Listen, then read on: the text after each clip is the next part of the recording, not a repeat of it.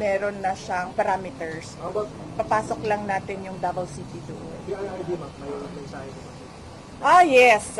Nag-ingon siya. Tinanong ko siya kahapon kung anong message niya para sa ating mga kababayan, at sinabi niya na ako ug ang akong mga anak ug ang akong mga apo magpabiling inyong sulugon. Kaya BP, ang akong pangutana, considering Duterte, no, ang nag-slide sa Davao City, ang gikabalakan karon matud pa nila nga ang budget, no, dili matagaan sa national. Unsay reaction nato? I think more than enough ang budget sa Davao City nato para magpadagan og mga proyekto og mga programa dinhi sa ato ang syudad. In fact, when I was mayor, dili ko nagapangayo og projects sa congressman man or sa senator. Ang DPWH ginapasagdan nako sila kung unsa ang ilahang mga proyekto. And we were able to really uplift the lives of Davaoenos at the time. And napataas nato ang ranking sa syudad sa Davao. We were number 4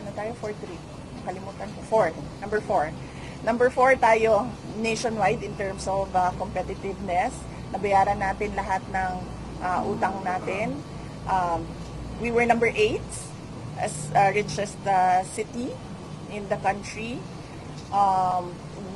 At the end of my term, nagawa natin na maging insurgency free.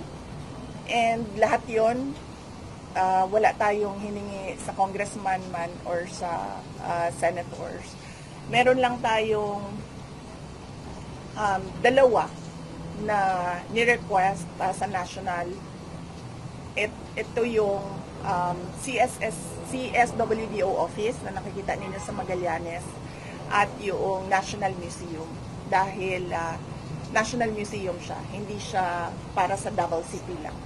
Mayor, saan daw si Mayor Baste? Base na siya dito sa reception. Basing na siya dito sa reception. So, I'm inviting everyone as well to the reception. Red Lantern Seafood Restaurant, dyan lang sa unahan. Sa oras karon ha? Oh, yes. Actually, kung i-let go na ninyo ako, pwede na tayo pumunta doon para kumain tayo. Ma'am, last question na ma'am. Ma'am, Yes. sa national media, ma'am, nagpapasalamat yung mga Pilipino sa patuloy na programa